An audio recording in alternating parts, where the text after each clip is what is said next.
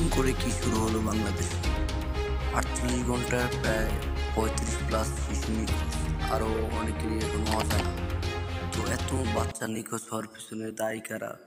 And এত বাচ্চা 24 ঘন্টার ভিতরে, 48 ঘন্টার ভিতরে বা 2 দিনের ভিতরে কোথায় গেল, সে কথাটাই সবার মাথায় ঘুরপাক আছে। বেশিরভাগ বাচ্চাই নিখোঁজ হয়েছে চট্টগ্রাম থেকে। চট্টগ্রাম, ঢাকা যেগুলা রাজধানী শহর আছে, ওগুলো একটু বেশি বাচ্চা নিখোঁজ হইতেছে। এখনও বহুত অজানার রিপোর্ট রয়ে গেছে। এত বাচ্চা নিখোঁজ, এটা তো কোনো বিষয়ে বাংলাদেশে কারো মাথা ধরতেছে না। এত বাচ্চা নিখোঁজ হওয়ার তো কোনো কারণই নেই। তো পড়া সব নিউজ চ্যানেলগুলো দেখতেছে, কোনো কথা বলতেছে না এই বিষয়টা নিয়ে।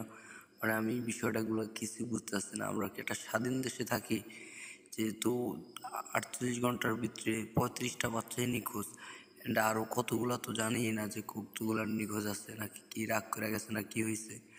তো এটা সুষ্ঠু একটা তদন্তের মাধ্যমে আমাদেরকে বাংলাদেশ সবাইকে নিশ্চিন্তে থাকার অনুরোধ জানাচ্ছি। সকল প্রশাসন ভাইরা যারা আছে সবাই আপনার এইগুলোর দিকে একটু নজর দেন। এই বিষয়গুলো যদি এখনই যদি বন্ধ না করা যায়, ভবিষ্যতে আরও ভয়ঙ্কর রূপ নিতে পারে। তো আজকের মতো ভিডিওটা এই পর্যন্তই রাখলাম। সবাই চ্যানেলটা সাবস্ক্রাইব করে পাশেই থাকবেন। ধন্যবাদ।